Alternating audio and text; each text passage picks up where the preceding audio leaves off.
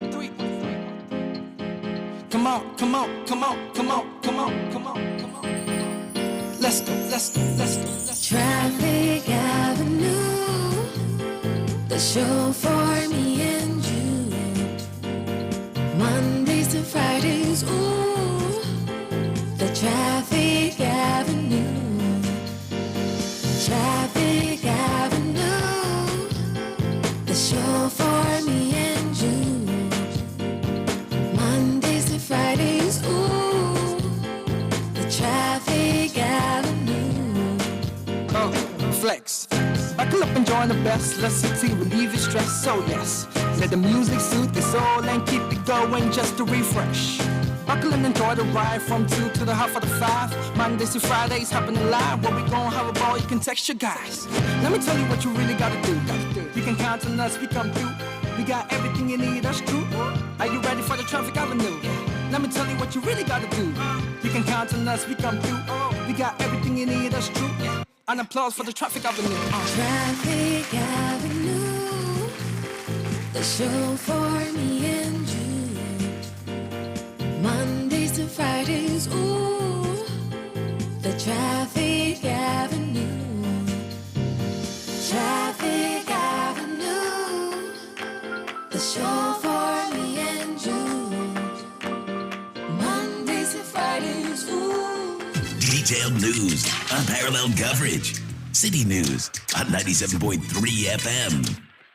Eyewitness News. Be there as it happens. City News.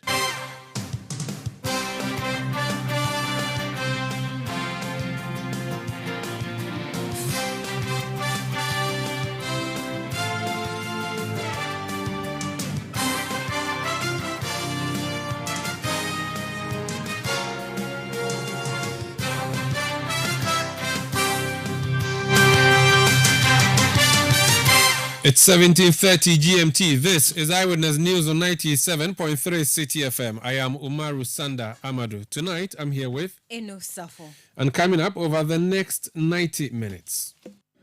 It has been established that in addition to the 198 million United States dollars already expended on the project, government has to raise additional financing to the tune of 46 million United States dollars. Akufo-Addo's government launches a new housing project in Pokwase in Accra, and he says it is a better option than focusing on the Saglemi housing project, which is an expensive venture. We'll be hearing the reasoning tonight on Eyewitness News. Also coming up, as the government's domestic debt exchange program makes another attempt to woo pension funds of workers, we hear organized labor's position on the matter. And later on Eyewitness News, the Kumasi Metropolitan Assembly's ban of tricycles and the stiff opposition it is facing from riders in Ghana's second biggest city. Stay with 97.3 Citi FM for more on this and many other stories on Eyewitness News. And in business, Oil marketing companies adjust prices of fuel upwards at the pumps as petrol and diesel now sell at 12.95 pesos a litre. That's in 15 minutes from the business desk of Citi FM and Citi TV. Eyewitness News is live across Ghana on a number of affiliate stations. We are in the Western region on Adwinpa 100.7 FM in Takwa, also Beach 105.5 FM in Takrady, and Sky Power 93.5 FM also in Takrady. We are in the Bono region on Greener 95.9 FM in Sunyani. Ashanti region, we are on Focus 94.3, as well as Orange 107.9 FM, both in Kumasi.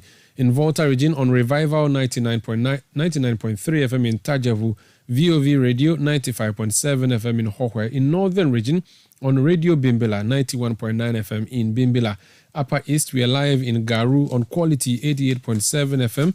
We are also in Upper West on Tungsung 97.3 FM in Wa and Jirapa 96.1 FM also in Jirapa. Do send us your reactions on WhatsApp 0549 986 996 or go to Twitter and drop a message there using the hashtag Citi Newsroom. Tweet at Umaru Sanda or at Citi973. We're also live on YouTube, live on Facebook, and we are interactive. Let's know what you think. Let's settle for details of our stories. And the first one has to do with the housing sector of Ghana. The government of Ghana once again making an attempt to fix the housing deficit with the grand launch of a housing project in Kumasi in the Greater Accra region. The announcement or the launch was done by the president of the land, who explained why his government is focusing on this new project rather than the abandoned and rotten Saglemi housing project. Eno has that story. President Akufo-Addo has defended government's decision to begin a new housing project rather than continue with the Saglemi housing project started by the previous administration.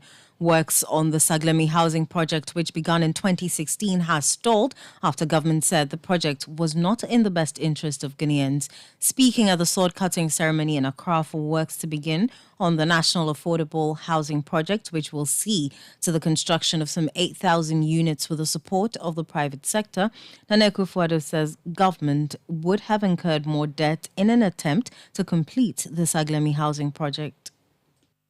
We are aware of the delays and setbacks encountered during the execution of this project. The issues about the scope of work and the money expended on the Saglemi project have been taken to the Criminal Investigations Division of the Ghana Police Service for investigation, which have resulted in criminal judicial proceedings. However, in the meantime, to forestall the project from deteriorating, the Ministry of Works and Housing has actively engaged Cabinet, the Ministry of Finance, and the Office of the Attorney General on the completion of the project. It has been established that, based on these assessments, and having taken into account the project location and viability, Cabinet directed the resourceful Minister for Works and Housing, the Honorable Francis Asensu-Boakye, Member of Parliament for Bantama, quote, to explore the possibility of disposing of the Saglemi housing project, covering the 1,506 housing units at the current value, to a private sector entity to complete and sell the housing units to the public at no further cost to government, unquote.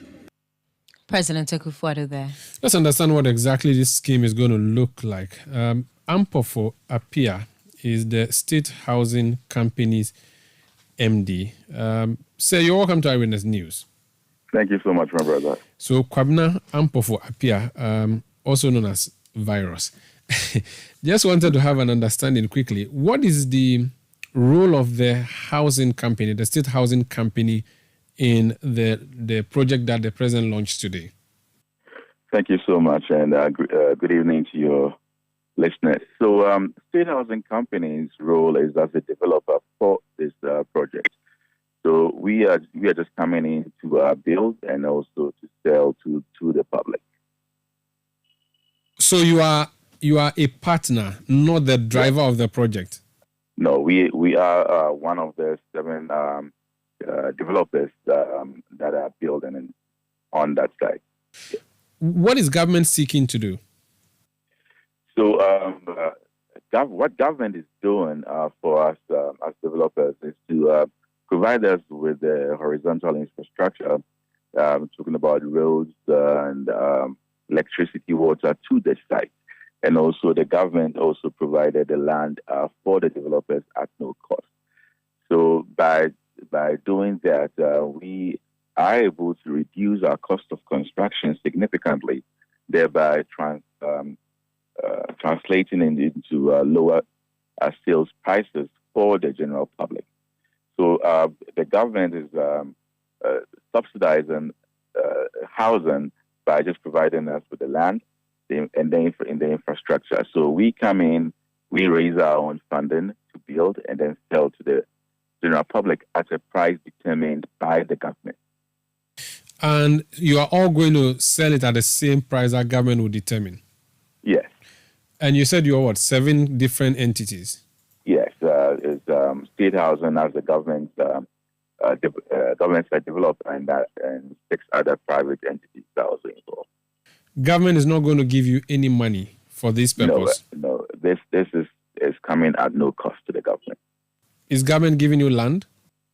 Yeah, the government is giving us land. The government is taking care of the infrastructure. That is the road and also electricity and water to the site.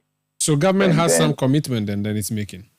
Yes, so that is all that the government is doing, the land and also the infrastructure cost. But land in Pokwasi is expensive. Do we have, do you know, and I'm not sure you're the ones to be answering these questions, but let me ask, just as in case maybe you have been told by the minister responsible or the government, how much in monetary terms is the government committing by giving that land to these 6 or 7 companies to do the work that it wants to be done? I would rather you tee up that question to the ministry, but for the purposes of state housing and also for the developers, I mean, we are looking for a place to provide housing that is affordable, and one component of housing that makes housing very expensive, especially in the Greater Accra region, is land. So with the government providing land at a place like Kumasi, where, like you said, I mean, is very sought after for ordinary Ghanaians to be able to own homes there, it invariably translates into the homes that we are building there coming without the land cost. So the ultimate beneficiary at this time would be the ultimate owners, which are the civil servants, the government workers, the doctors, the nurses who would be living there. What's the total number of housing units that are going to be put up there?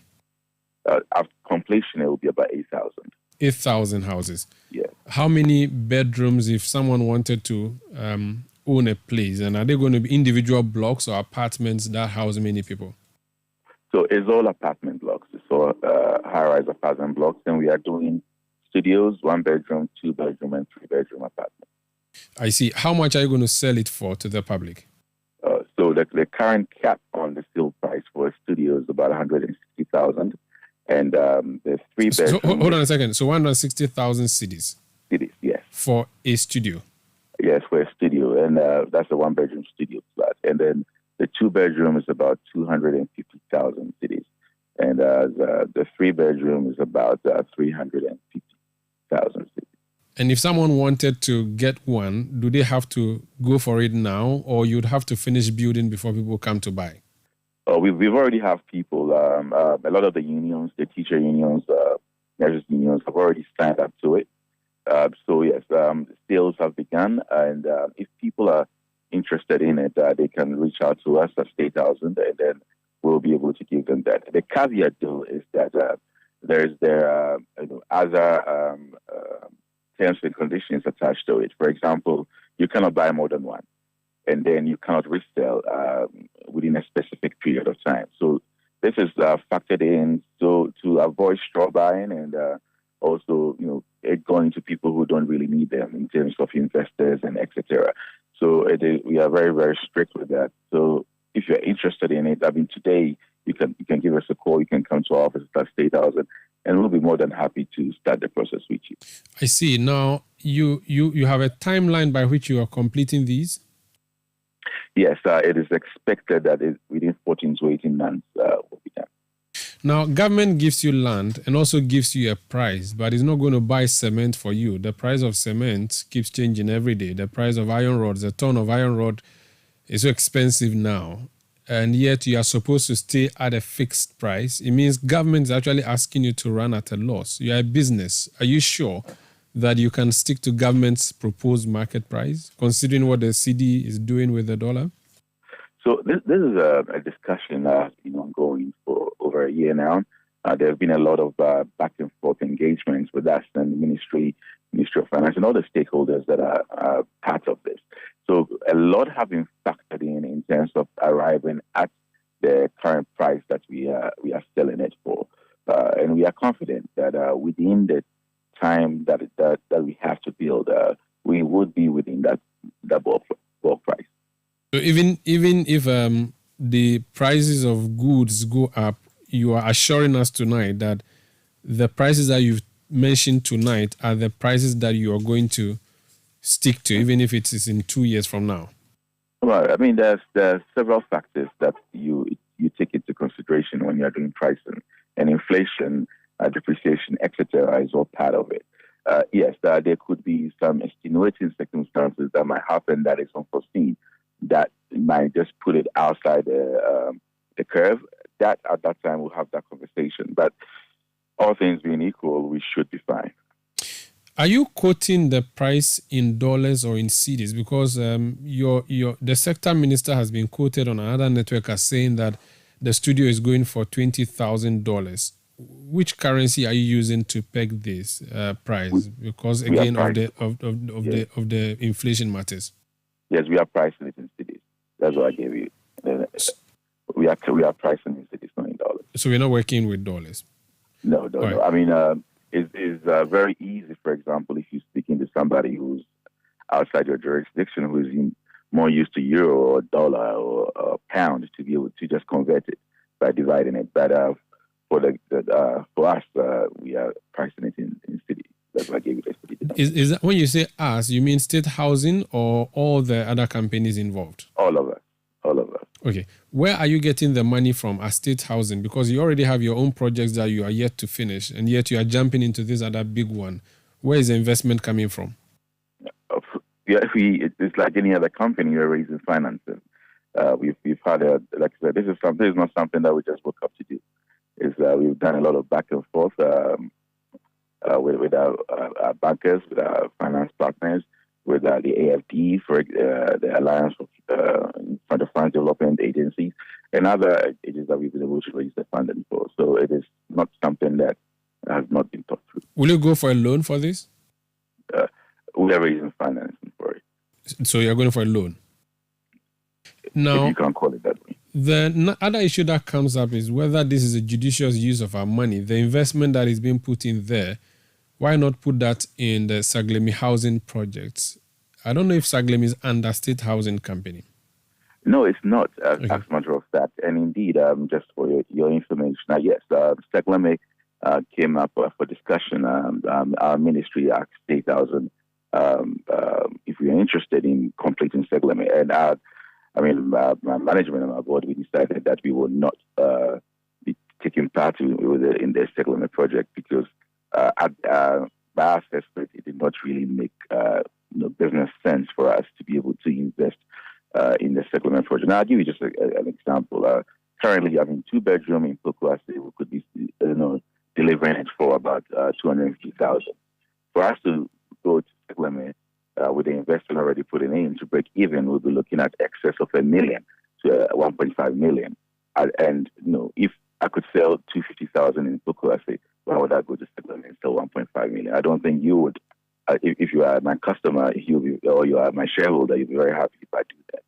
So we had to, unfortunately, tell the government that we will not be taking part with the segment just because it did not fit our business model and it didn't make business sense at that time. But with the Kumasi project, as I explained to you, it makes absolute sense. We believe that it fits the affordability bracket. A lot more people will be able to buy, and that is why we chose rather to invest in Kumasi and not in Saglemi. Now, another issue that comes up is when government housing schemes come up, lots of allegations, and some of them are even proven, that the housing units are sold even before they get off, and they are sold to cronies and members of the governing party. Any assurance that the sale is going to be for the general public as you claim it is going to be, and not for satisfying some party members? No, being a member of a party or a member of A, B, or C is not part of our criteria when we are selling homes. Like I said, State Housing is a limited liability company. We have to be accountable to our shareholders. So currently, sales are open. So anybody at all who is interested in a home should please reach out to us. Because what happens then invariably is that a lot of people wait till it's too late to reach out to us. And most of our homes that State Housing builds, we do sell it off-plan. Because if you sell off-plan, what happens is that it reduces your cost of financing of the home because you don't have to go to a bank, get a loan, pay interest, etc. So if we are marketing it heavily at the off-plan level, and sometimes for most projects, the off-plan sales alone takes care of the entire construction that we don't even have to put in the market for loans. So if you come at the point, the last point where you see the homes there, and that is when you want to buy it, at that time, probably it will be too late. So that is why it's very timely. This interview, I'm urging anybody who is interested in these homes to please reach out to us now. Our lines are all open, our offices are open, and we were more than happy to put you in a home. So if anyone wants to buy, they should come to your office directly. Yes, you can call us. You can go on our website, www.statehousing.gov.gh. We have a live chat session there. You can. We have our office in the Accra Central Circle. We also have a side office in Adenta. If you are outside the Greater Accra region, we have offices in Tamale, Kumasi, also Bogatanga, Kufuria. You can walk into any of our offices or give us a call, and we will be able to serve you. Finally, it sounds like a brilliant idea, except that I've heard this one too many times. I remember going to the police depot in Tesano where the STX housing deal project had a groundbreaking ceremony. That remains underground as it was the day it was cut. I recall 13 years ago, or 10 years actually ago, in 2013, there was a Hope City that was supposed to come up to lighten up Accra. It was the biggest building to be built on the continent of Africa. It still remains under shrubs in the land where the commission was done. Now we have Saglemi housing project, grand, expensive, is housing lizards and rodents in Saglemi on the Dowenya Road. What is a guarantee that this is also not going to be a fiasco like these three I've mentioned prior? So I'm so happy that the examples that you are giving, none of it actually happened under the watch of this government or the MPP government. The MPP government has failed to fix houses that have been built and left for it to simply ensure occupation. I mean, if it has been built for you and you can't utilize, what is the trust and promise or assurance that you can even build it? Okay, so that's just a point of correction. I mean, if you look at the housing project in Asokore Mampong is completed now. People are living in it. The one that started at Pong is also completed. The one that was started in Kufuria, works are going on there. In the last 6 years, we started projects in Adenta, so it's completed. We started one in Sahiro, so it's also completed. The Kofoku estate in Kumasi is also completed. So we have the track record of actually completing projects that we start. So this one is just one of the many projects that we started, and we will complete it. We have the track record, we have the pedigree, we have the skill, we have the manpower, and we have the drive to be able to push this to completion. So you can be rest assured that this project is going to start and get completed, just like every other project that we have started. Very well. Thank you so much, and wish you all the best. We'll come back to see what else you're doing. That's Kwabena Ampo for Apia. He is the managing director of the State Housing Company. The government has launched a housing scheme, 8,000 housing units to be constructed over the next 18 months for sale to the general public. And the prices have just been quoted there, starting from 160,000 cedis. Let me speak to someone who once worked at the Ministry of Works and Housing as a deputy minister. He's member of parliament for Bodi, the Honorable Samson Ahi. Honorable, you're welcome to Eyewitness News. Thank you, Omaru. We called you up because Saglemi came up for discussion and the president mentioned it at the launch today. And he says Saglemi was a far too expensive venture. And so government thought it is better to do what it is going to do in Pokwase. And the MD of State Housing has just explained why this would be a viable and better project than what you left behind. Listening to him, listening to the president, what do you make of the two issues that are being raised now? And the fact that there's an intervention once again in the housing sector to fix the deficit? Yeah, thank you very much, and good evening to your listeners. What I would say is that when we were doing the Saglemi housing project, if you follow it critically, you will realize that 2 bedrooms after completion was going to cost around the same figure of $20,000. And today I heard the Minister for Western Housing also quoting the same amount. So if anybody says that completing Saglemi was going to be expensive than what they are going to start at, what they're going to start now, I just don't understand it, because if you compare what Saglemi was going to cost against the one that is going to cost now, the prices are almost the same. And so I don't see the argument. And I think that at the end of the day, what they are going to do now will be higher than the cost of Saglemi. Because, look, last week, the Minister for Works and Housing laid the EPC agreement in Parliament for this project. So last Saturday, Western Housing Committee, who were in Kufurubia to consider the request or the application. We couldn't finalize it because we demanded some further particulars. For instance, we are saying that government is going to provide land and do the off-site infrastructure that will constitute 40%. And then the developers will also contribute financial system that will also cost 60%. Now, when we met, we realized that they haven't even valued the cost of the land. So we demanded that how much is the value of the land?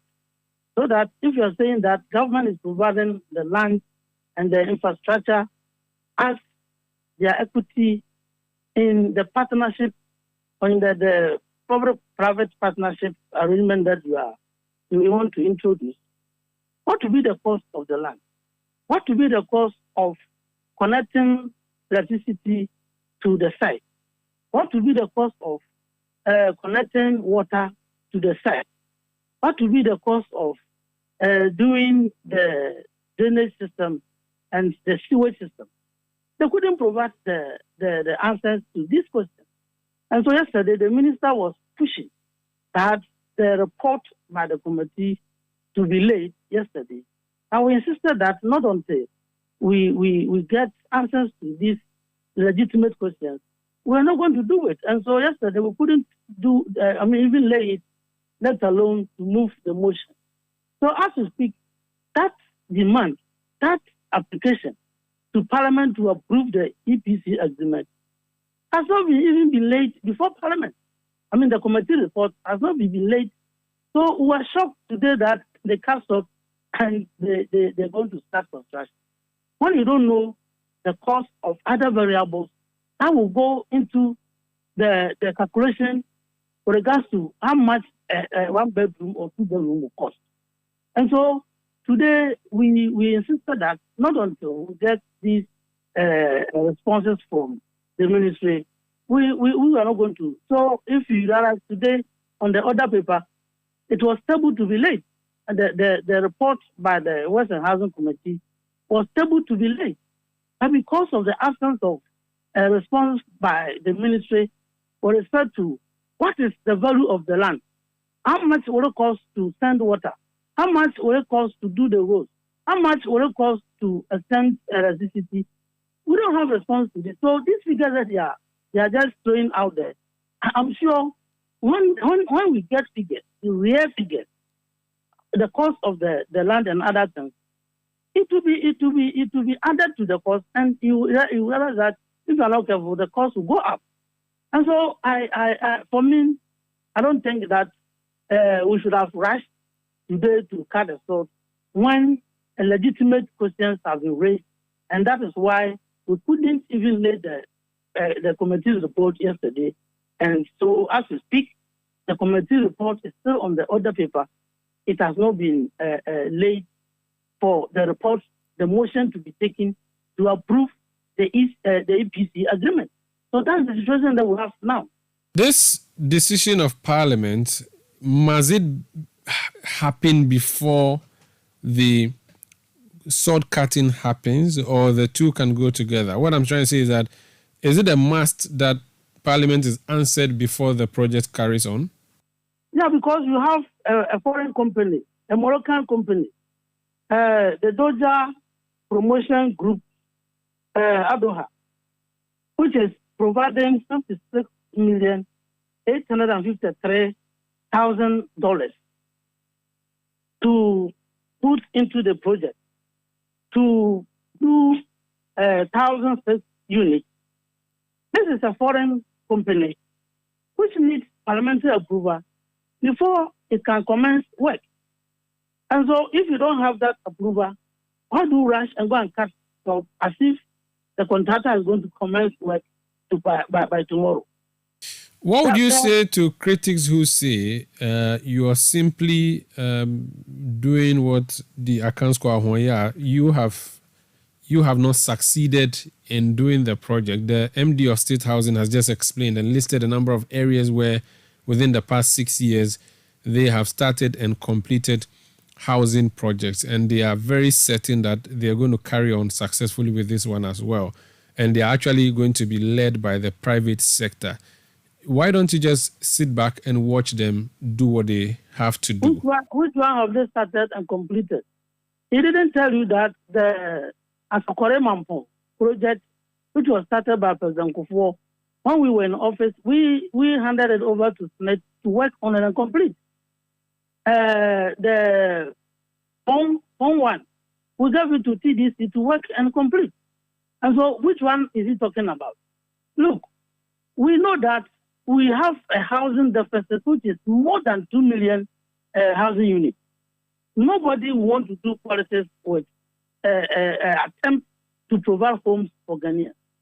We are not going to sabotage or do anything to undermine this project. Anything that seeks to provide homes for Ghanaians, all Ghanaians must support it. But we believe that the right thing has been done. So there is nothing like Ahoya in this case. When the project is completed, it's Ghanaians who occupy them. We don't have any problem with it. And so that is not the issue. We have track record.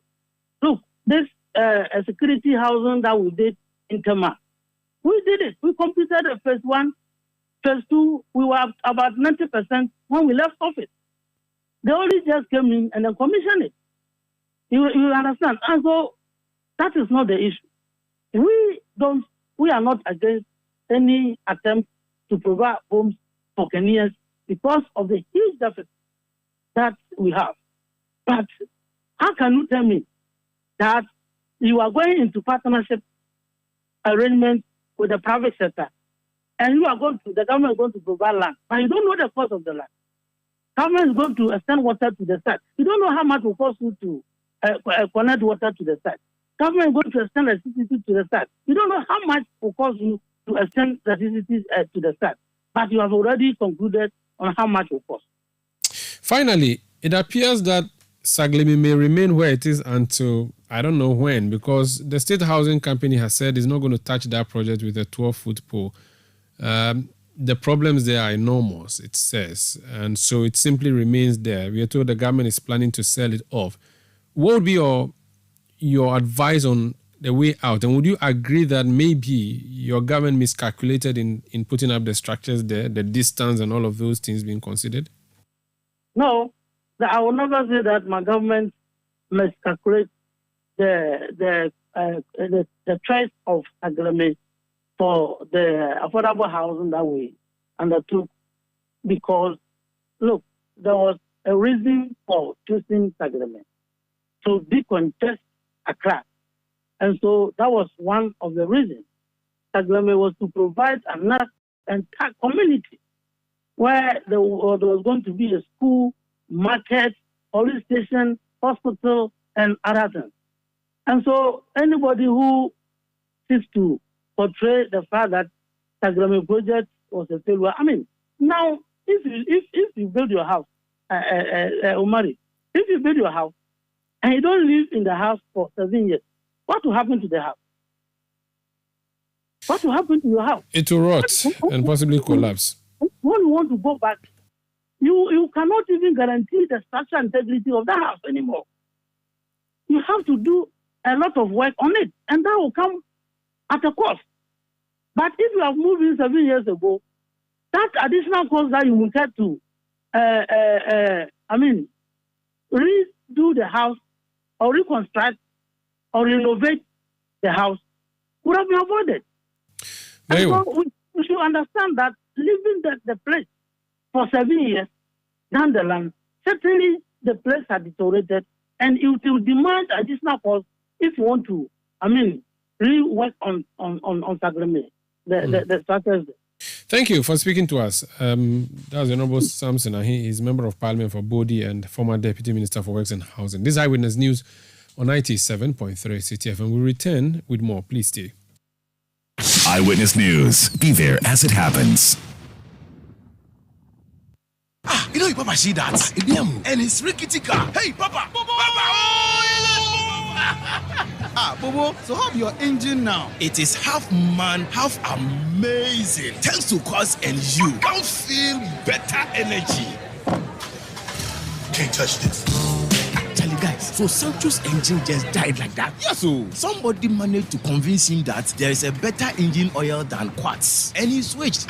Sancho Panzapa. Now, which engine oil can be better than Quartz? No other, my guy. Quartz with its age-resistant technology, it keeps your engine younger for longer.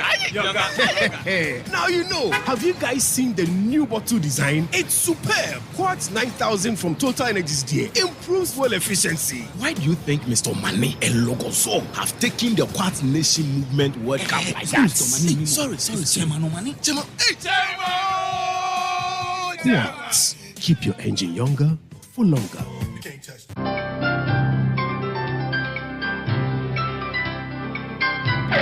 Using a condom will protect you and your partner from HIV, STIs, and unplanned pregnancy.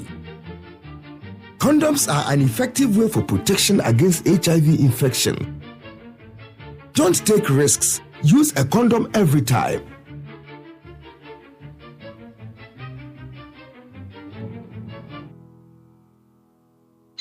Always come prepared. This advert is brought to you by the Ghana AIDS Commission and Ghana Health Service. Whether I'm passing by the food market, visiting the salon, or filling up my tank for a spontaneous adventure with old friends in a new city, when asked, cash or card, it's always card for me. I switched from cash to card for all my payments with MasterCard. Now I get to do what I enjoy with ease. Switch from cash to card for all your payments with MasterCard. MasterCard, the secure and convenient way to pay.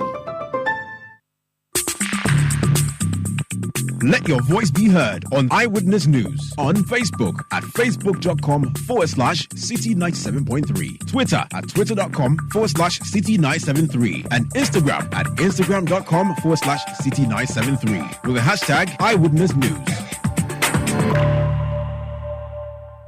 You're welcome back. Let's do some more stories.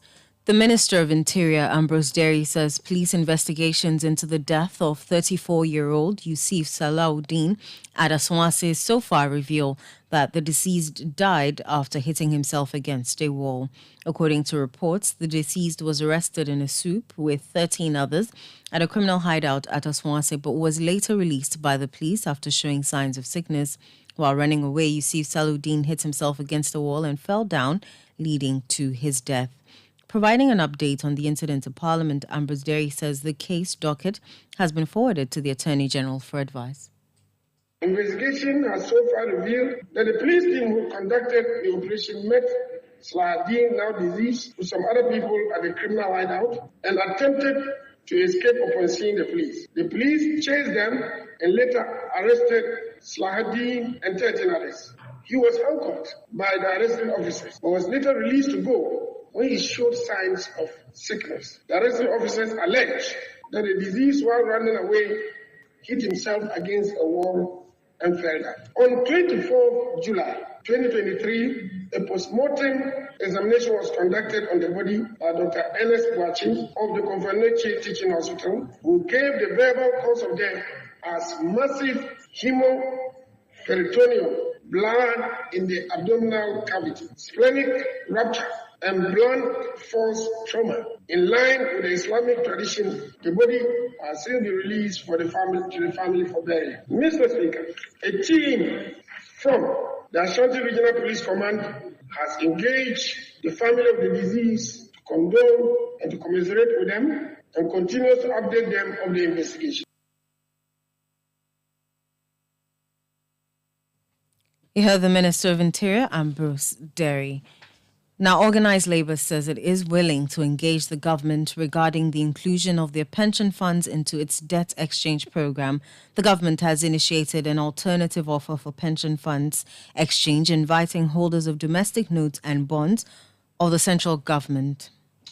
Indeed, so that's one leg of the domestic debt exchange program. The government issued that statement through the Finance Ministry yesterday after the minister delivered the media budget review to the House of Parliament. We'll be hearing from Organised Labour on what the understanding of this particular offer from government is, whether it to be accepted. But while I wait for that story to unfold, let me bring you some of the messages you've been sending through on WhatsApp. Courage from Koforido says, President Akufo-Addo never ceases to amaze me with his decisions, and it seems to be worse by the day. If a movie is made on this government, the title would definitely be Joke of the Century. Akapo Jr. from Ahafomin says, why are politicians playing with the economic welfare of the Ghanaian? What happened to the affordable housing project started by previous governments? Why can't this government use this hard-earned capital to complete those abandoned projects? I pity my motherland. Jonathan Dokinu from Ashkachi in Akachi South says, why doesn't the government negotiate with a said partner to take over the abandoned Saglemi housing project rather than this new one? I hope this is not a new system to create loot and share. Father SK in Kenya Kumasi says, NDC and MPP should give us a break.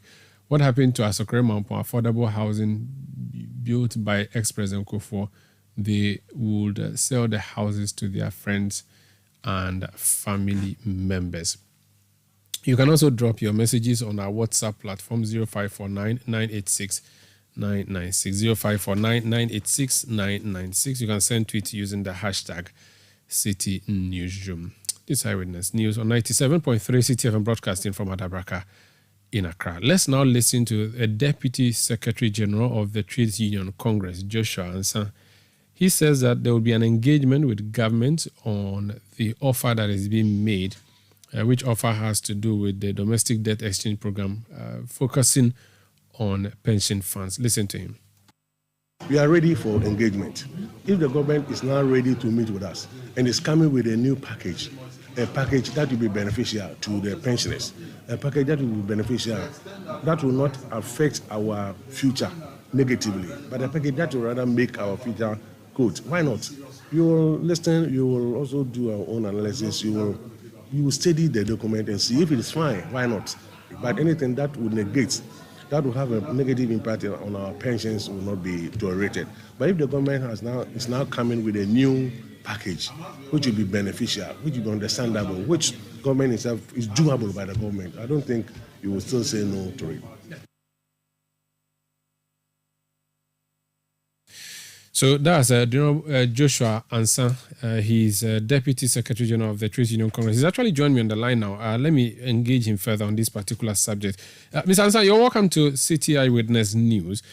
What is your understanding of the Finance Ministry's offer for an exchange of funds under the domestic debt exchange program? What's your understanding of what it will encompass?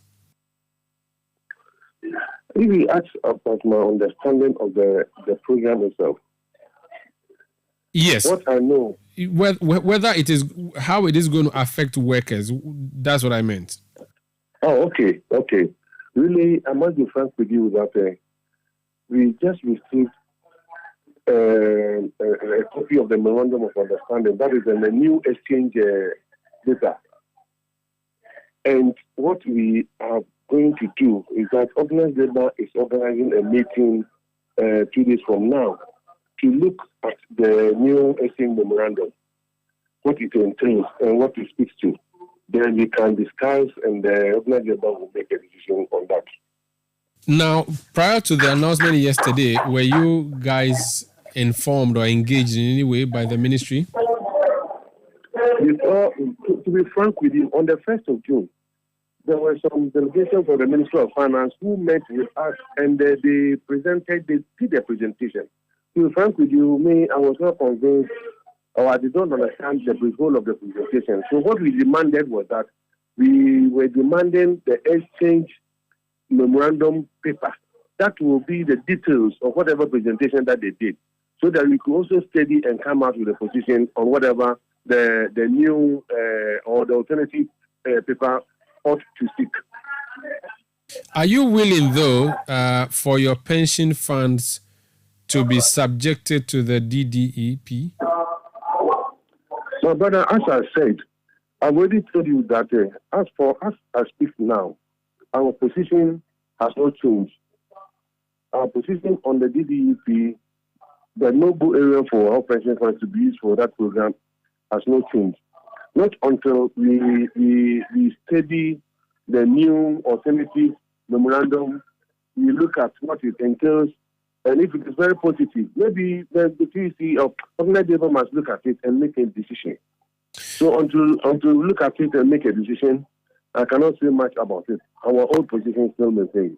Very well. Thank you so much. That's Joshua Ansan. He's Deputy Secretary General of the Trade Union Congress, TUC. I know you have some other stories.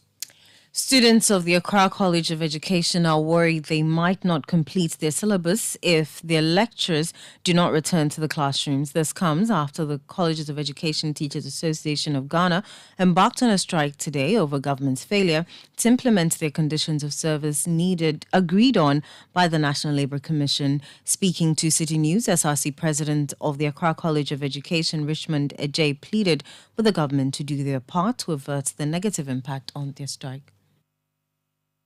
Just yesterday, in the afternoon around 12 to 1 thereabouts. Okay. Which platform did you hear? Did they tell you themselves? Or? Oh no, I saw a communique of their letter on one of the social media platforms.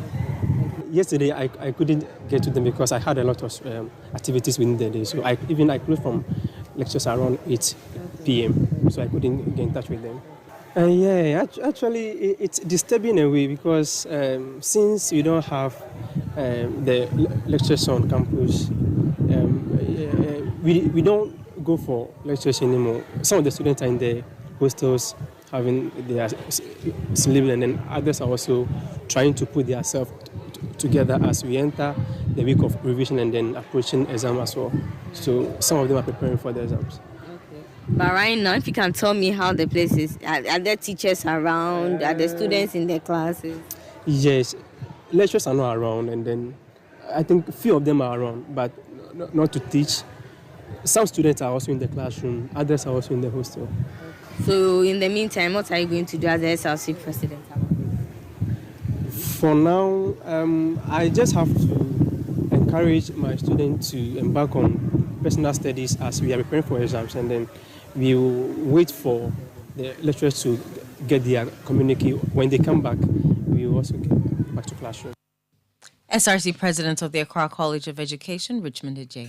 Let's go to the Ashanti region now. We understand that the Kumasi Metropolitan Assembly started an experiment today, which experiment was met with stiff opposition. Hafiz Tijani is our correspondent in Kumasi. He's joined me on the line. Hafiz, you're welcome to Eyewitness News.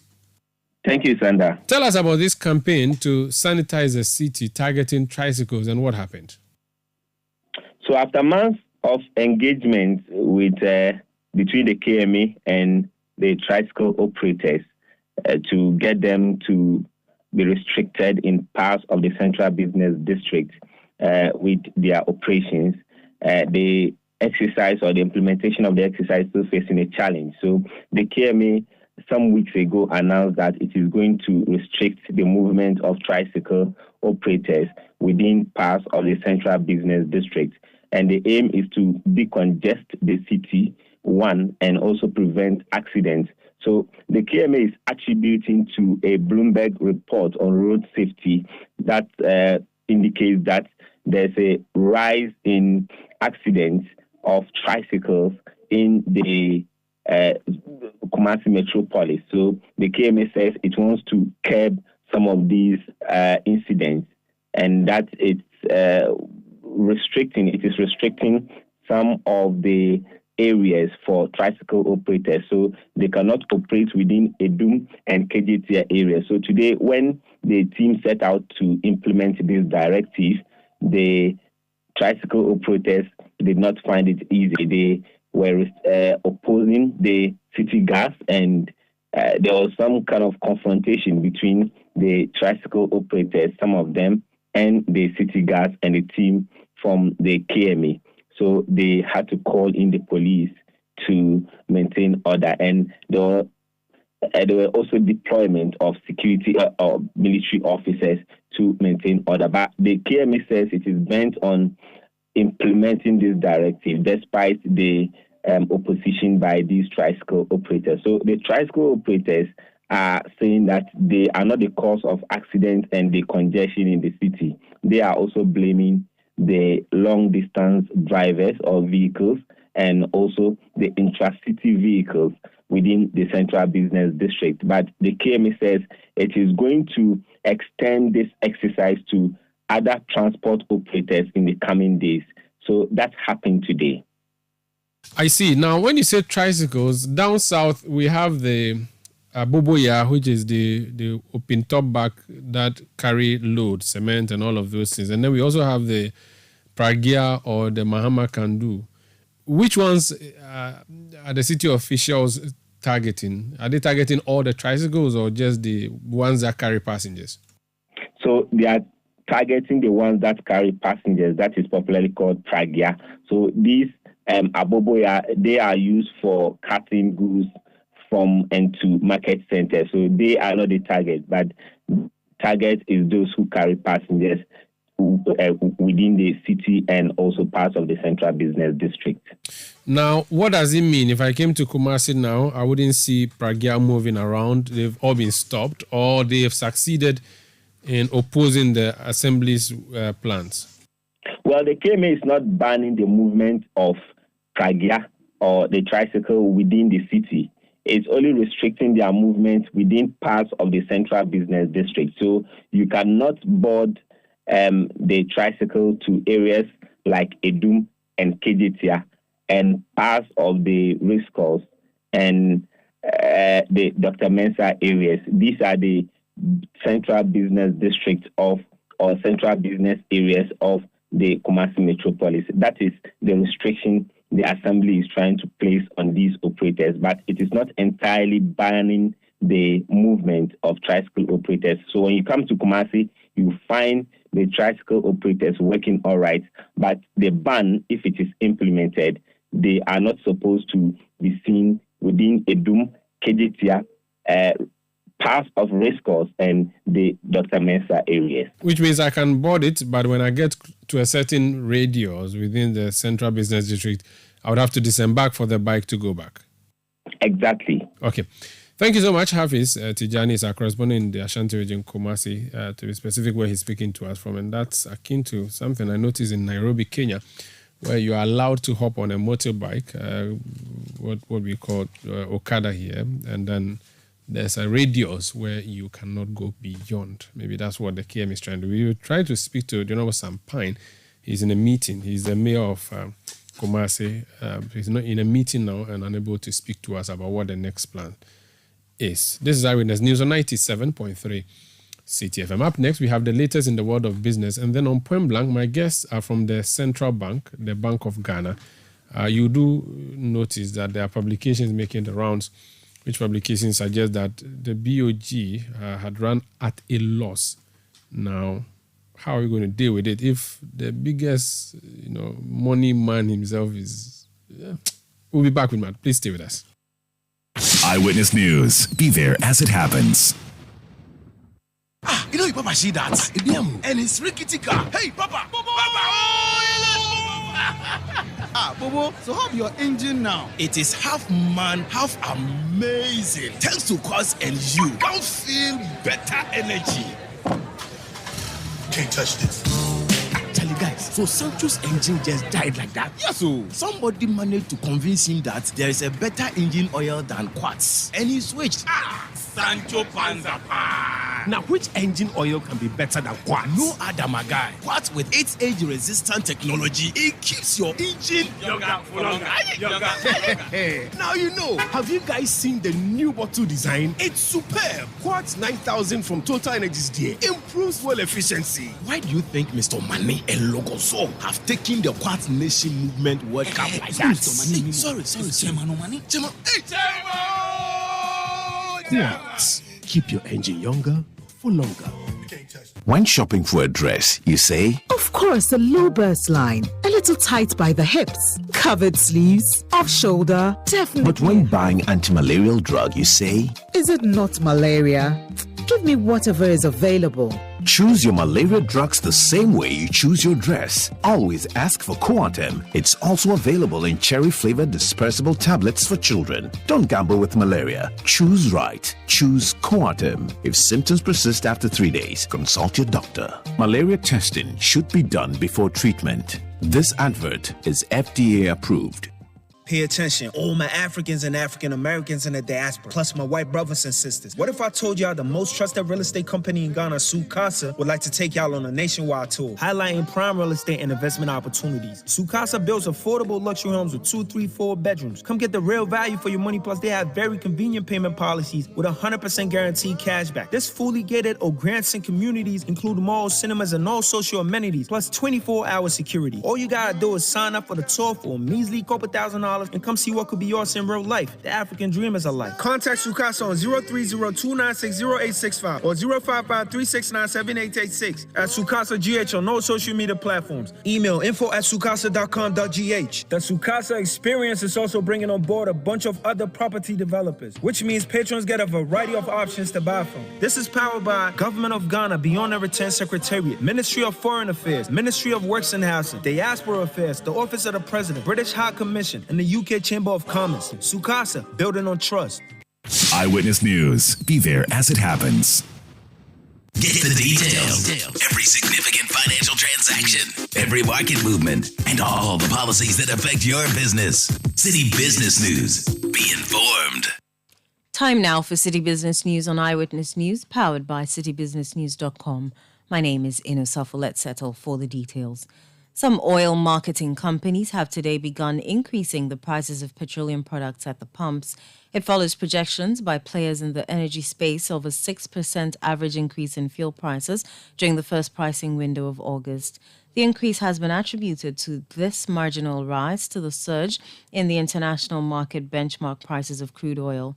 Checks by City Business News show that the prices of petrol and diesel are average 12.95 Ghana cedis, up from the previous price of 12.40 pesos and 12.45 pesos respectively. Let's first hear from the Chamber of Petroleum Consumers. Duncan Amwa is Executive Secretary of the Chamber. Prices of the commodity on the international market has seen some increase, which is quite significant. For LPG, you are looking at anything between 10 and 20% upward adjust. Petrol, you are likely to do about 7 to 9% upward, whilst diesel could probably be anything between 10 and 13% upward adjustment, depending on the OMC. These, like I indicated, are largely informed by FOB prices that have shot up from the $760 region over the window to around $840 as we speak. Duncan Amwa is the Executive Secretary of the Chamber of Petroleum Consumers. The Institute of Energy Securities has also been reacting to this development. Adam Yakubu is a research analyst at IES. This is driven largely as a result of one, international price of petroleum products for some time in the last 2 weeks have increased significantly, because when you pick the price of petrol, it went up on the international market by some 9%. Diesel went up by some 8%, whereas LPG went up by some 36%. On the domestic front, the Ghana cedi performance against the United States dollar, as we have monitored as an institute for the last 2 weeks, went down by some 0.59%. And so putting these two factors together, bearing any other government intervention, we believe that the projection of 5-6% for liquid products and the 18% for gas products are expected at the pump. You heard research analyst at IES, Adam Yakubu.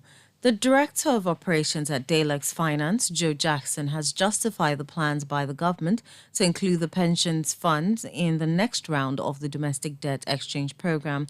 Government has commenced an alternative offer for pension funds exchange, inviting holders of domestic notes and bonds of the central government, ESLA PLC, and Dachi Trust PLC.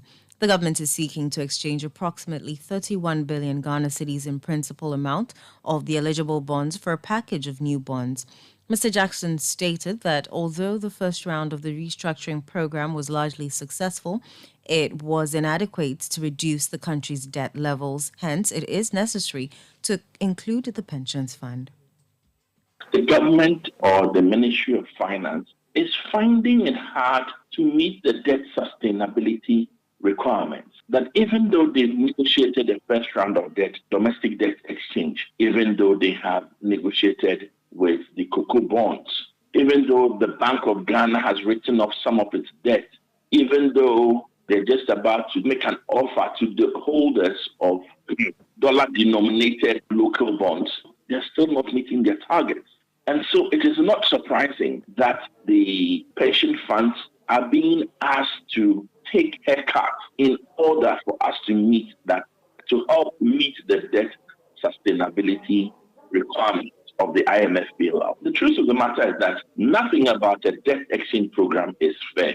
The only challenge we have is that we are so completely broke that without a so-called unfair debt exchange, we won't be able to make it. So whilst it is completely unfair, completely unreasonable, I don't know whether the pensioner can completely escape this. The worst part is that the law itself compels them to hold government bonds. So it's not as if they were taking the risk all by themselves. But it is unfair, but I don't know I can't see a way out. Joe Jackson is the Director of Operations at Dalex Finance. The Ghana Cocoa Board has revised the deadline for its debt exchange program to Thursday, August 3, from the initial announcement of August 4, 2023. This, the board explains, is in compliance with a directive regarding the observation of August 4 as a statutory public holiday. On July 14, the Ghana Cocoa Board launched a debt securities exchange program to exchange that for a longer-term debt securities.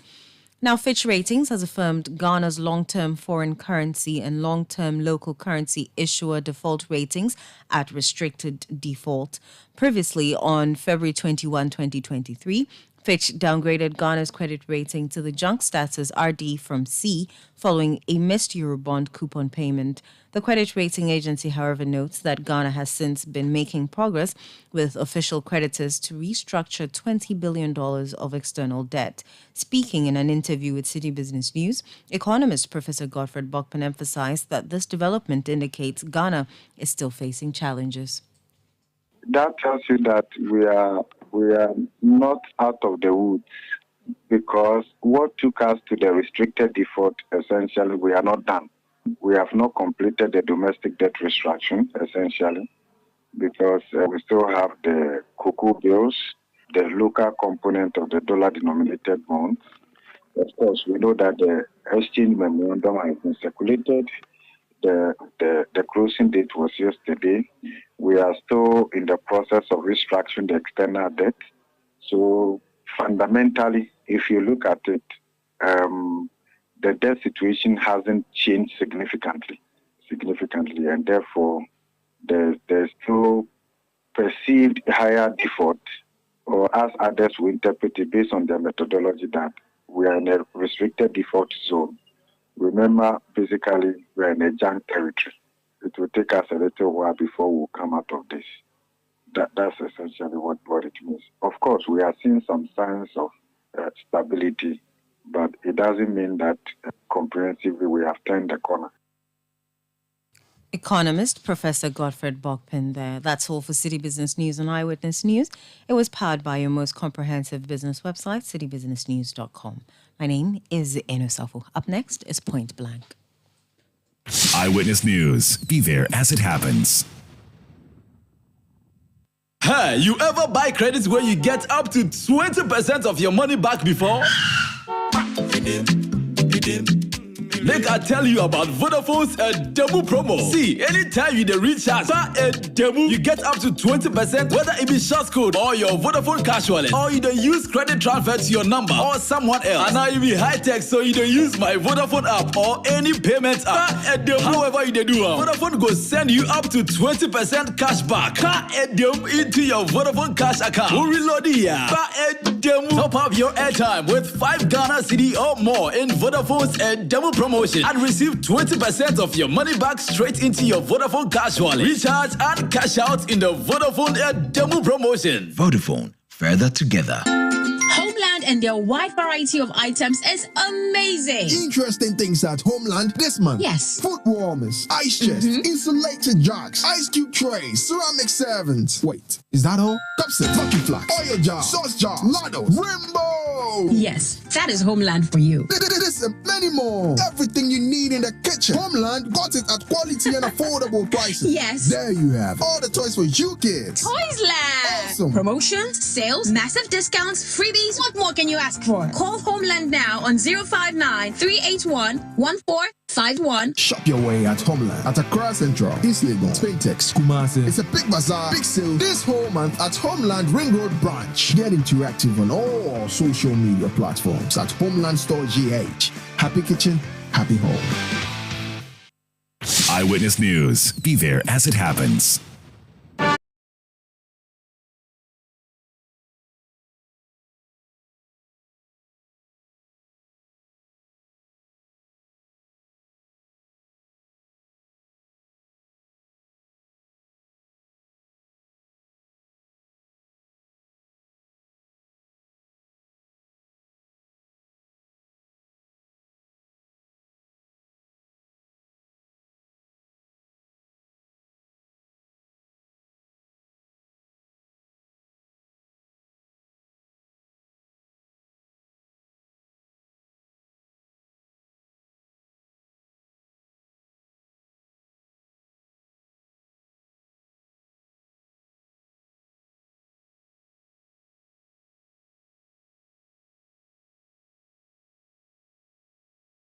Five minutes to 1900 GMT.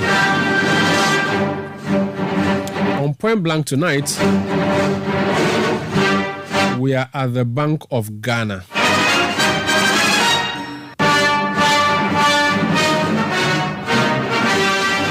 A number of stories around the central bank.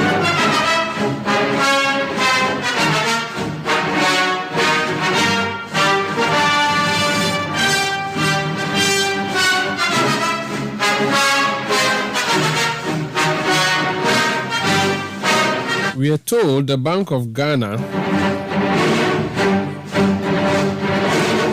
has run at a loss. 60 billion cedis. That's the figure we have.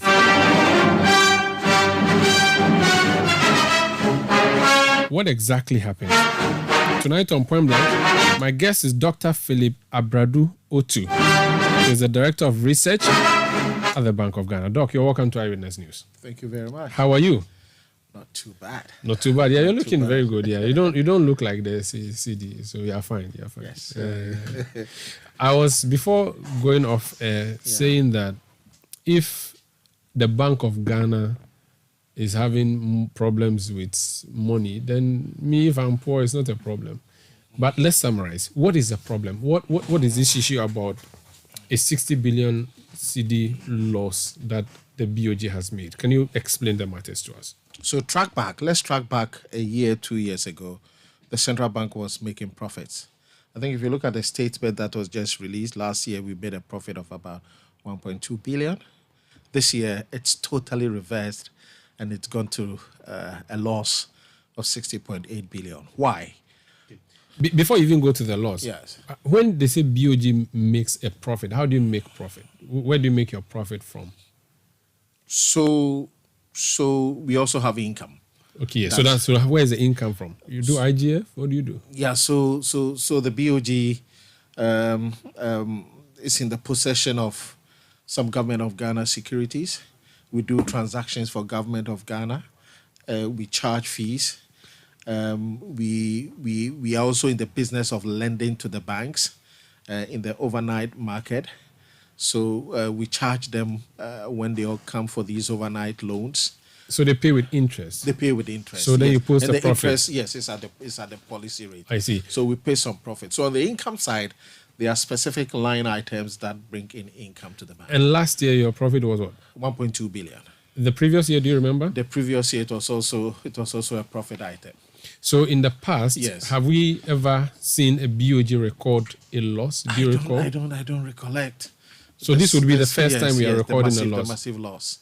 That's a big deal. And why? A big deal.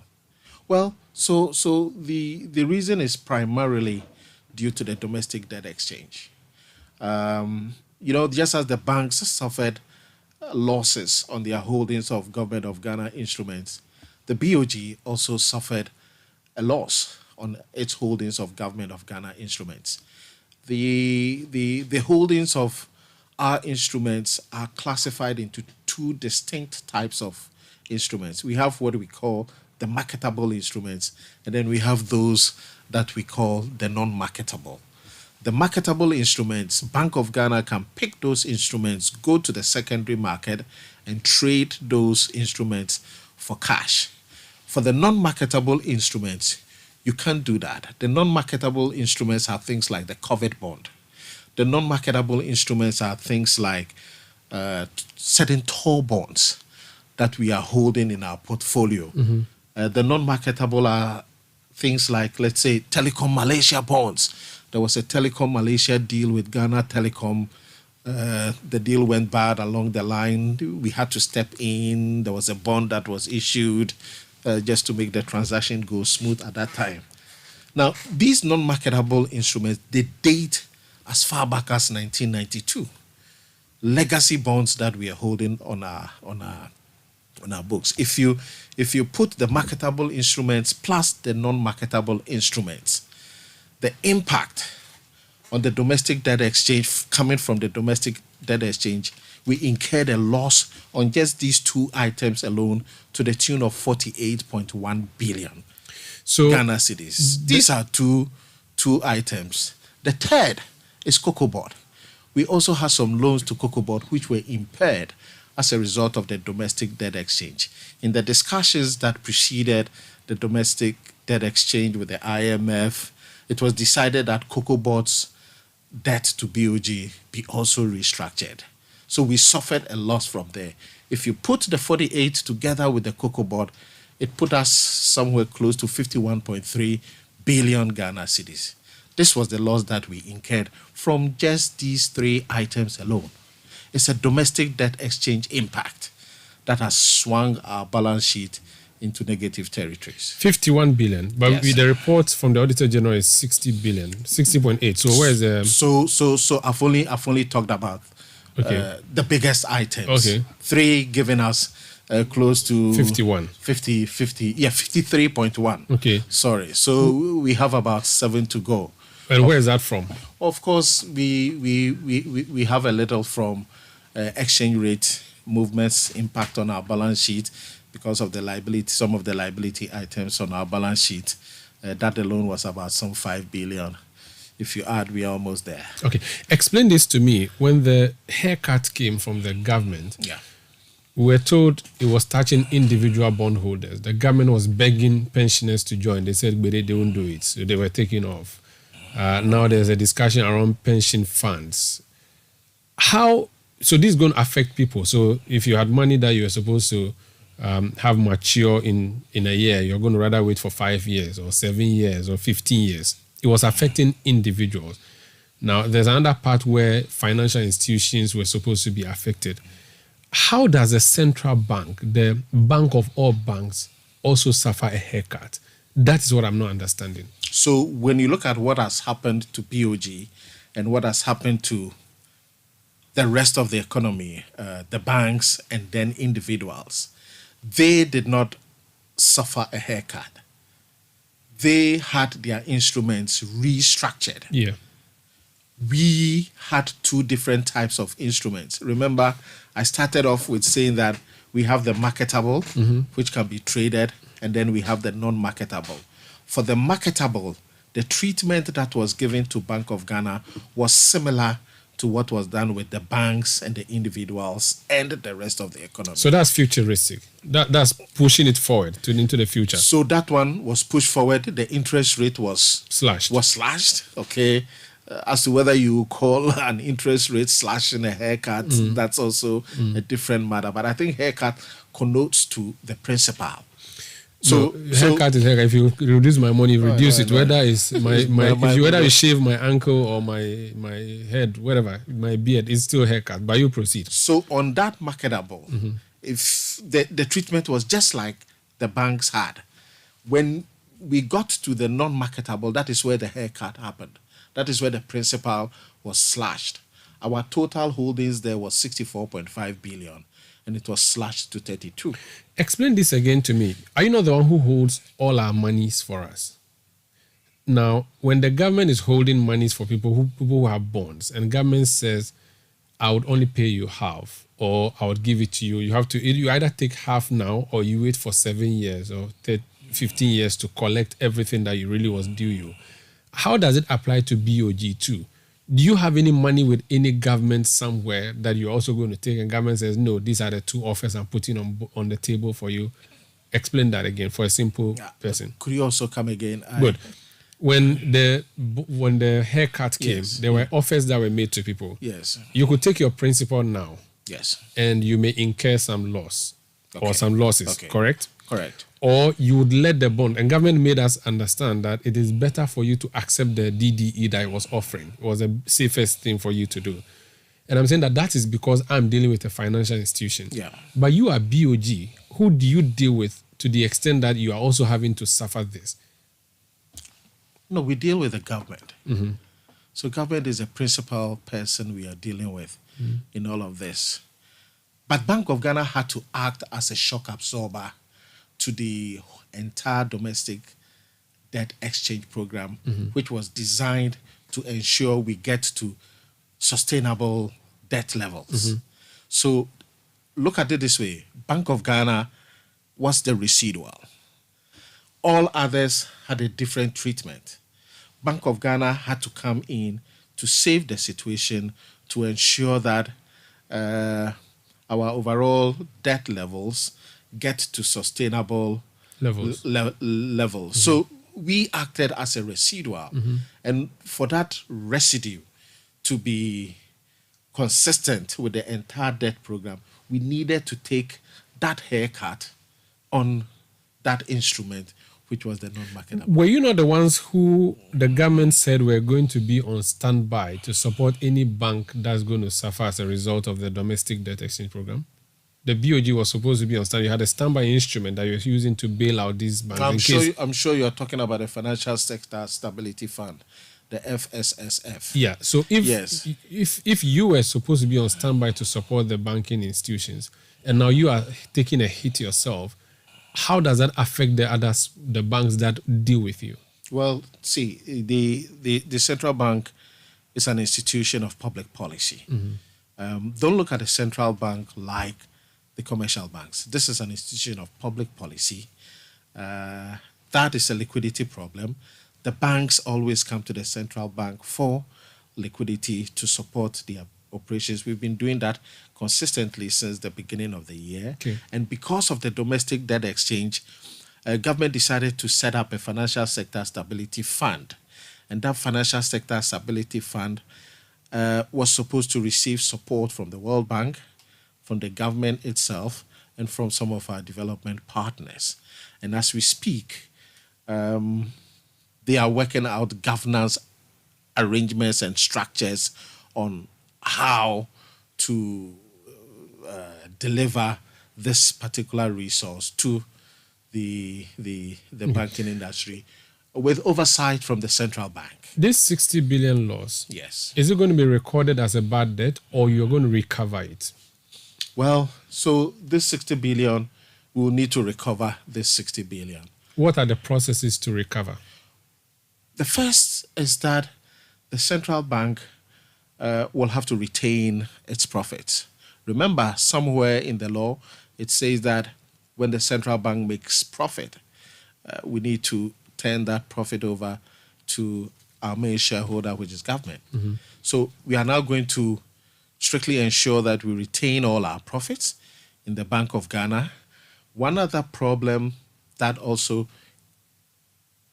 created this situation was the fact that we need now to move towards optimizing the returns from our portfolio. We manage our funds ourselves at the Bank of Ghana, and we need to ensure that we get a lot of returns. But I think above all, we need to ensure that we get capitalized as we move along the process.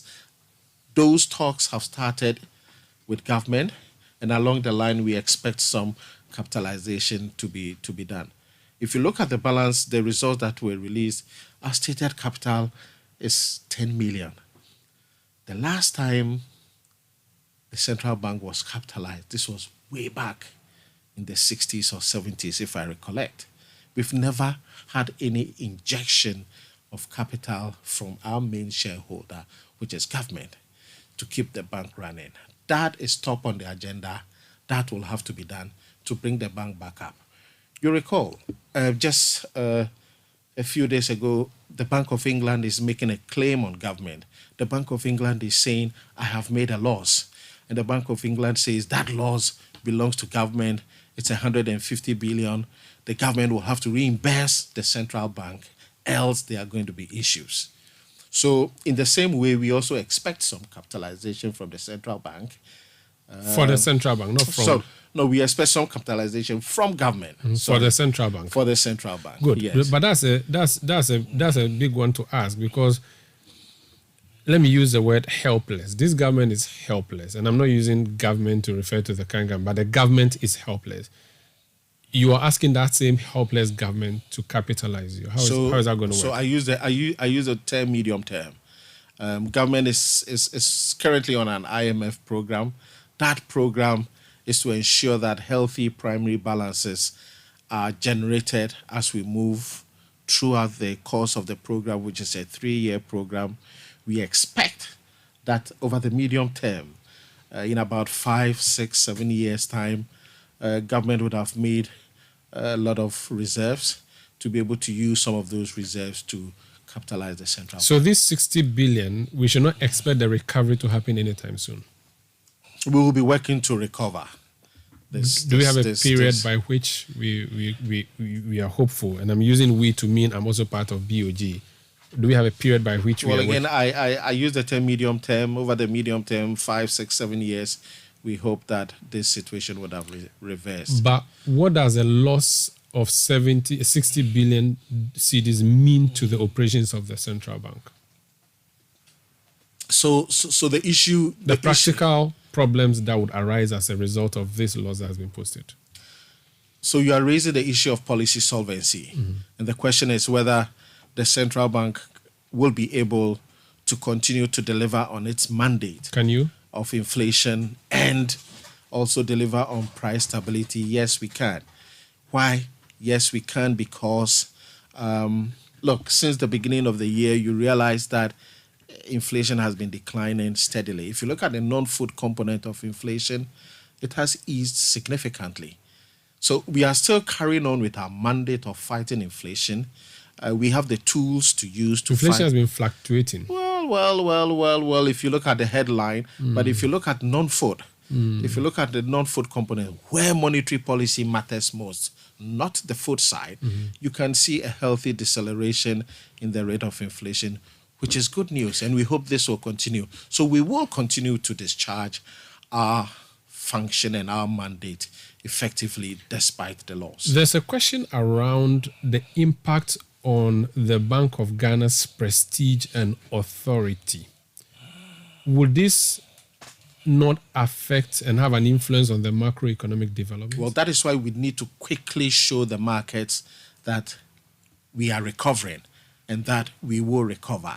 If this negative profit stays on our books for a very long time, it brings in credibility issues. So the credibility The credibility issues are there, and that is why we need to work hard to restore back to positive territories this negative equity. And you're even looking at that for medium terms, at least 5 years. Yeah. I mean, which moral authority would you have to and you are a supervisor in the industry? Yes. You have been talking about recapitalization of banks. You have been holding a big cane over all the banks. Your morale would be dampened by this, wouldn't it? And that would make nonsense of everything you're doing in the banking sector And as a regulator. that is why we have a plan. That is why we have a But strategy. your plan is iffy, isn't it? Your plan is on the government to capitalize you, which government itself is being capitalized by the Remember, IMF. part of the problem was monetary financing. Mm-hmm. There was a monetary financing issue in there of about 37.9 billion. Yes. Okay. That also formed part of the debt which went under restructuring. Will we continue to monetary finance? No. So there's going to be a huge positive externality being generated to the balance sheet of Bank of Ghana alone from stopping the monetary financing of government. It's huge. It was huge in the mix. Is this loss going to be a one-off because the DDE has happened? Is it a one-off thing, or we should expect if the Auditor General went into your books next year, we would see something similar coming up? No, it's a one-off event that has happened. It's a one-off domestic debt shock that came from government. I think the question you should be asking is government also bringing on board another domestic debt exchange program? No, my question is rather to me. In the foreseeable future. So my question is, if it remains as it is, yes, with the government's domestic debt exchange program, we are not going to see a repetition of this or a worsening of this next year. No, we won't. Unless government surprises you again, you are fine, you are stable. Well, next year we should see some recovery, and you wouldn't be seeing this huge hole sitting on our books. You'll be seeing a recovery, but not of all the 60 billion. No, of all the 60. If I told you today here around this table that we are recovering 60 billion next year, no. You're lying to me. It won't happen. But you can stagger it. Yes, but there's a plan to stagger and recover. Let me ask a layman question. Why don't you just print money to take care of that? No, you can't do that. Why? It will have adverse consequences on inflation, economy, and we don't want to do that. There are schools of thought that suggest that when you have challenges with the payment of arrears to contractors and all of this, and government is hard pressed with cash, simply print money and solve that problem. It does not work, you think? Well, that's the government side. Okay. Paying its contractors. Yes. Doesn't have the money. Asking you to produce. Asking us to produce. It has an impact. It will have an impact. So if you were to print 60 billion to fix yourself short term, the impact would be on what? Inflation? Of course, the impact will be on inflation. So that's out of the It's question. out of the question. It's out of the question. It's out of the question. We need to generate the resources from within. Through the same procedure that you generated it over the period. Yes. It has to be organic. It has to be organic. You cannot artificially fix this. It has to be organic. Else we'll be chasing, virtually chasing something wrong, you know. Let me ask another question. Can you take a loan to fix yourself? From where? No, we won't do that. The central bank won't do that. Is that an option you can deploy? Is that an option available to you? Say, we are in a quick fix. Let's go and take a loan somewhere. Taking a loan, doing it organically, I'll opt to do it organically. Is the same? Okay, so for you, you want to go that way. Yes, I'll go that way. How are the markets reacting to this? Usually when things like this happen, the markets will react in a way, and a lot of the time it's negative. What has been the response since this news came up? Well, since this news came up, I don't think the markets have responded adversely. The key indicator you should be watching is probably your exchange rate. The exchange rate has continued to remain very stable. Mm-hmm. That is where all the sentiments feed into. Mm-hmm. We haven't seen that. We haven't seen that because I think the markets have internalized the fact that what is happening to BOG is not peculiar to BOG, but other central banks are also suffering the same fate. The Bank of England is suffering the same fate. The Bank of England is making a claim of 150 billion for the losses that they incurred on. So it's a global problem. It's a global problem. Except that the Bank of England is not spending 131 million cedis on motor vehicle maintenance. The Bank of England is not spending on domestic and foreign travel 97 million cedis, which is 300% increase from 2021 in just 2022. So you are being reckless as an institution, and that's what has led us here. Not necessarily the domestic debt may be a problem, but don't use the word reckless. I withdraw reckless. You have been poor in managing. You have been poor in managing. Withdraw. You have been poor in managing yourselves. We can say policy has been suboptimal. We can put it that way. Say that in English.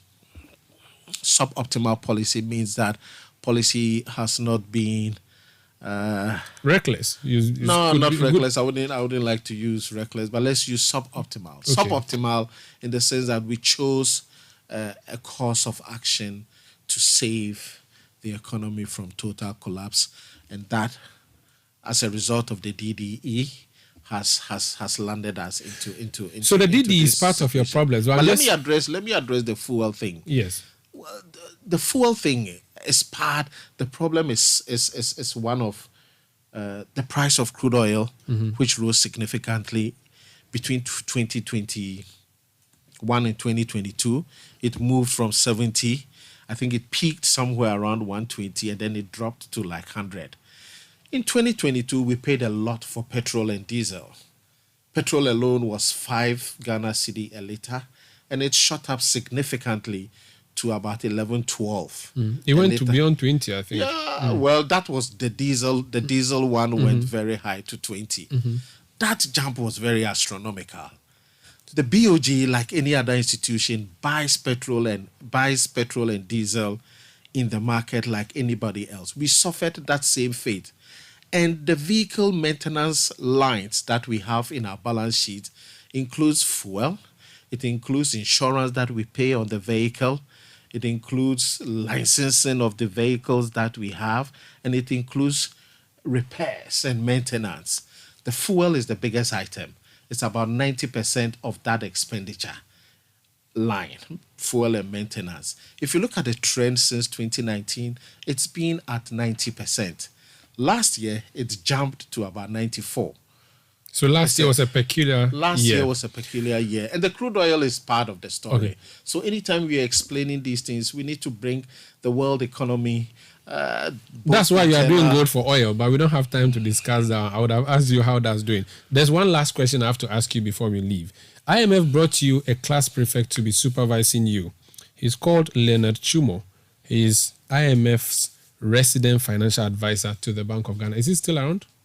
No, it was a resident advisor to the Banking Supervision Department, not to Bank of Ghana. Oh, so the publications... Yeah, the publication got it wrong.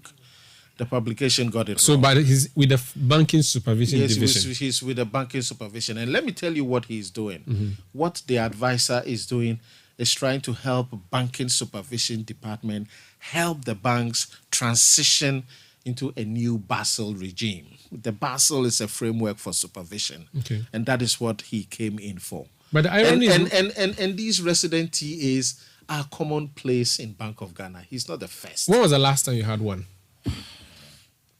My mind is...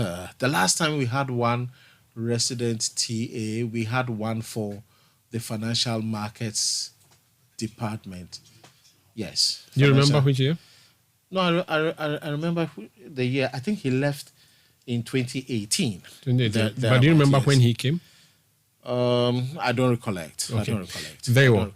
We need to leave it here for now. Thank you so much. Unless there's something you want to say to Ghanaians to assure them that their CD producer and CD printer is not going to collapse. Well, my last word is that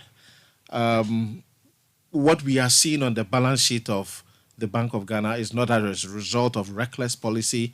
It's not as a result of bad decisions that were made from Bank of Ghana, but this is the direct impact of the domestic debt exchange on our balance sheet. It's purely a fiscal problem. It's purely a debt problem, which had to be restructured to put the country on sustainable debt levels. Its impact has gone through the other sectors of the economy. So this is your share. This is Bank of Ghana's impact that Are we safe? And there are corrective measures in the line. Next year we'll be sitting here talking about the changes that we've seen in the balance sheet. Are we safe? We are very safe. Be safe. Carry on with your business as normal. All is safe.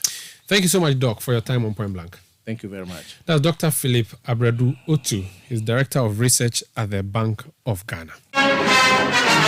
My name is Umaru Sanda Amadou. Production by Kobna Wilson. Technical support from Daniel Squashi. New media support from Edwin Kwakofi. Eyewitness News returns tomorrow at 17:30 GMT. Thank you for listening. Have a good night.